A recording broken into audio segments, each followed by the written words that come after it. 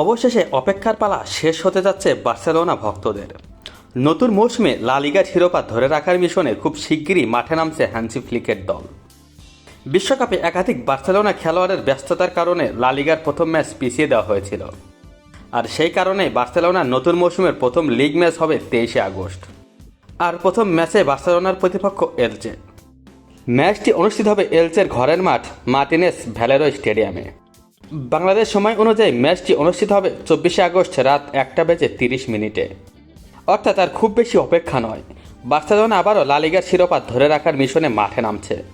তবে এবারের চ্যালেঞ্জটা আরও কঠিন, কারণ বার্সেলোনার সামনে শুধু শিরোপা ধরে রাখার লক্ষ্য নয়, নতুন মৌসুমে রিয়াল মাদ্রিদও শক্তিশালীভাবে ঘুরে দাঁড়ানোর চেষ্টা করছে। তারপরও বার্সেলোনার দলে এসেছে বড় পরিবর্তন, আর সবচেয়ে বড় খবর, রদ্রি এখন বার্সেলোনার খেলোয়াড়। ম্যানচেস্টার সিটি থেকে বার্সেলোনায় যোগ দেওয়া এই তারকা মিডফিল্ডার দলের মাঝমাঠে কতটা প্রভাব বিস্তার করতে পারেন সেটারও দেখার অপেক্ষায় ভক্তরা। তাহলে প্রশ্ন হলো, এলচের বিপক্ষে প্রথম ম্যাচে কি বার্সেলোনা জয় দিয়ে নতুন মৌসুম শুরু করতে পারবে? আপনার কি মনে হয়, নতুন মৌসুমে আবারও কি লা লিগার রাজত্ব করবে বার্সেলোনা? অবশ্যই তা কমেন্টে জানিয়ে দিন। ধন্যবাদ।